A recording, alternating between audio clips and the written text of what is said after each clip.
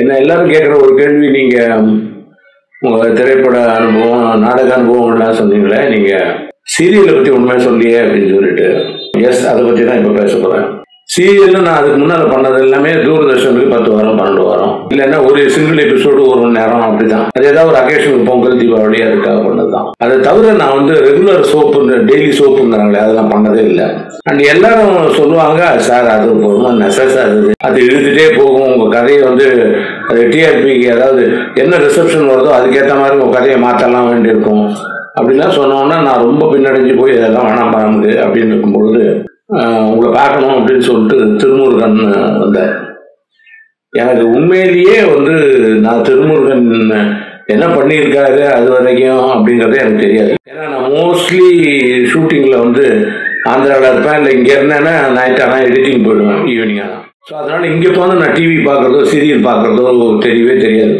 நமக்கு தெரிஞ்சது ஒன்று என்னென்னா, பப்ளிஷில் நிறைய வரும், ராதிகா நடிச்ச சித்தி, அவ்வளோதான் தெரியும். வீட்டில் எல்லா நண்பர்கள் எல்லாம் சொன்னாங்க, மெட்டி ஒளின்னு ஒன்று பண்ணியிருக்காரு, பிரமாதமான சீரியல், ரொம்ப நல்லா இருக்கும். நான் அவர் எதாவது கேட்டார், ஒத்துக்குங்க அப்படின்னோன்னா, சரி அவர் வந்தார், நான் மெயினாக அவங்களையும் இன்னொருத்தரையும் வச்சு தான் நான் பண்ணுறேன் அப்படின்னோன்னா, நான் கேட்டுக்கிட்டதெல்லாம் இல்லை சார், எனக்கு வந்து கேரக்டர் என்னன்னு தெரியணும், அப்புறம் ஸ்கிரிப்ட் ஒண்ணுங்க, நான் ஸ்கிரிப்ட் பார்க்காம நான் இது வரைக்கும் நடிச்சதே கிடையாது. இல்லை அப்படி இல்லை சார், நான் ஸ்கிரிப்ட் அனுப்புறேன், பட் உங்களுக்கு தோணுனதை நீங்கள் ஜாயின் பண்ணிக்கோங்க, ஆட் பண்ணிக்கோங்க, ஏன்னா உங்கள் கான்ட்ரிபியூஷன் எனக்கு வேணும். அப்புறம் வந்து என்ன தூக்கிவாரி போட்டது என்னன்னா, ஷூட்டிங் எல்லாம் காரைக்குடின்ட்டாரு. ஐயோ சார், நான் காரைக்குடியில் போய் உட்காந்தாலும் இங்கே என்னால் ஒரு வேலையும் பண்ண முடியாது.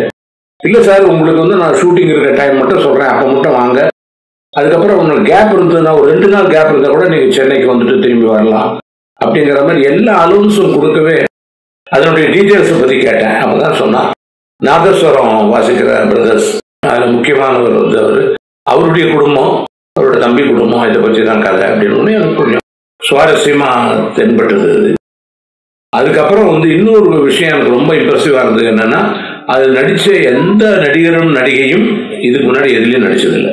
இவர் என்ன பண்ணிருக்காங்கன்னா, ஒவ்வொரு ஊர்லேயும் வந்து ஆடிஷன் பண்ணிருக்காங்க, பேப்பரில் விளம்பரம் கொடுத்து இந்த மாதிரி பண்ணுறோம், நீங்கள் இன்டர்வியூக்கு வாங்கன்னு சொல்லி அங்கே வர சொல்லி எல்லாரையும் டெஸ்ட் எடுத்து, சில பேரை வந்து நான் உங்களை முதல்ல எடுத்துக்கிறோம், அதுக்கப்புறம் இன்னொருத்தர் சில பேர் நீங்கள் வெயிட்டிங்கில் இருப்பீங்க, பின்னால் கேரக்டர் வரும்போது உங்களை கூப்பிடுறோம், ஆனால் உங்களுக்கு நீங்கள் இல்லைன்னு வச்சுக்காதீங்க அப்படின்னு சொல்லி ஒரு பெரிய லிஸ்ட்டை அவங்க தயார் பண்ணி வச்சு, இப்போ இவங்க ஒய்ஃப் இப்படி இருக்கணும், அவங்க ஒய்ஃப் அப்படி இருக்கணும் அப்படின்னு குணாதிசயம் கதாபாத்திரம்னு எழுதுவோம் இல்லையா, எழுதும்போது என்ன ஒரு விவரம் எழுதுவோமோ அந்த விவரத்துக்கு ஏற்ற மாதிரி கேரக்டர்ஸை பிடிச்சி போட்டிருந்தாரு. அந்த உழைப்பு எனக்கு ரொம்ப பிடிச்சது.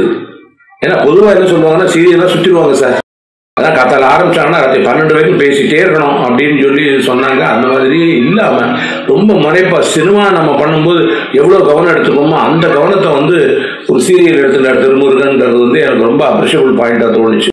காரைக்குடியில் தான் ஷூட்டிங் எல்லாமே, ரொம்ப கம்ஃபர்டபுளான ஹோட்டலில் தான் தங்க வச்சுருந்தாங்க, லேட் நைட்லாம் ஒர்க் பண்ணதே கிடையாது. அதனால் எனக்கு வந்து நான் 6-7 மணிக்கு என்ன அனுப்பிச்சிருங்க, இல்லை ரொம்ப நைட் எஃபெக்ட் வேணும்னா 9 மணி வீட்டில் ஷூட் பண்ணிக்கன்னு. அவர் அதே மாதிரி இல்லை சார், நான் அப்படி தான், உங்களுக்கு 9 மணி வீட்டில் ஷூட்டிங் இருக்குன்னா நான் உங்களை மத்தியானமே வர சொல்கிறேன் அப்படிங்கிற மாதிரி சொல்லி அழகாக ஸ்கிரிப்டையும் வந்து அப்பப்போ கொடுத்து அனுப்பிச்சிட்டாங்க. அதில் வந்து எனக்கு தோணுன சின்ன கரெக்ஷனையும் பண்ண சொன்னாங்க. ஸோ நான் அந்த கரெக்ஷனை பண்ணி அவங்களுக்கு கொடுத்து இது பண்ணேன். அண்டு நான் ஷூட்டிங்கு போகிறதுக்கு முன்னால் எல்லாரையும் உட்கார வச்சு ரவுண்டாக ஒரு மரத்தடியில் சர்க்குலராக சேரை போட்டு உட்கார வச்சு அறிஞ்சு படிக்கணும் அப்படின்னு எல்லாரையும் படிக்க வச்சு நெட்டு பண்ணிடணும். அங்கே போய் ப்ராம்ப்டிங்கே கிடையாதுங்கிற ஒரு முறையை கொண்டு வந்தது எனக்கு ஆச்சரியப்பட வச்சது. என்ன அவங்க சுற்றிட்டு காசு பண்ணணும்னு பார்ப்பாங்க, இவர் என்ன எல்லாரும் நெட்டு பண்ணுங்கிறாரு அப்படின்னு சொல்லி எனக்கு தோணுச்சு. அது ரொம்ப மனசுக்கு பிடிச்சிருந்தது.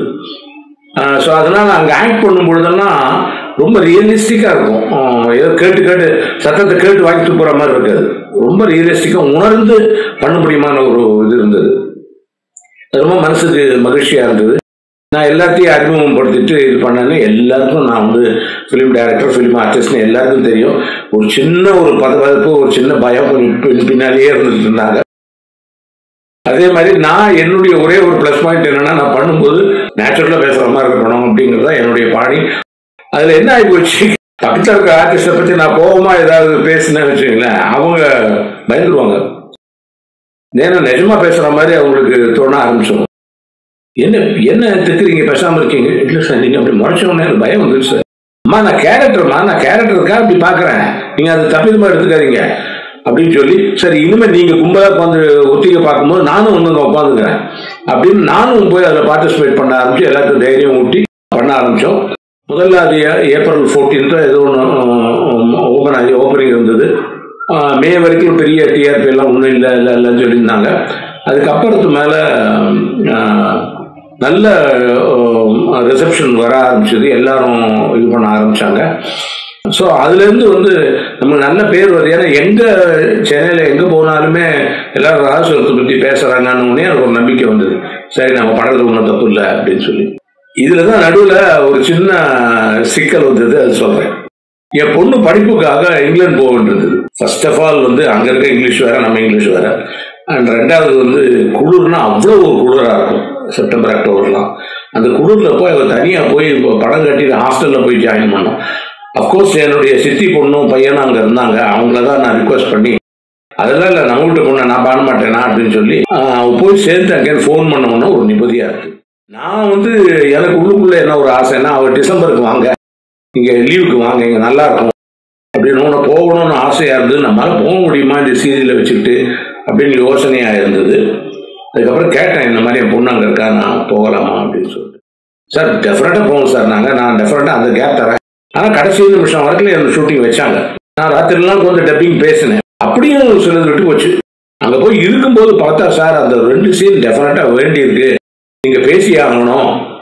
நான் எங்கேயா பேசுவேன், நான் லண்டனில் இருக்கேன், அங்கே என்ன ஸ்டூடியோவுக்கு போக முடியுமா, இது என்ன சினிமாவா, நம்ம பண்ணுறது சீரியல் அப்படின்னோம்னா அந்த ஆடியோவை அப்படியே டிரான்ஸ்ஃபர் பண்ணி எனக்கு அனுப்பிச்சாங்க. அந்த ஆடியோவை 10 வாட்டி நான் கேட்டுட்டு ஃபோனில் அந்த ஆடியோவை அப்படியே நான் பேசினேன்.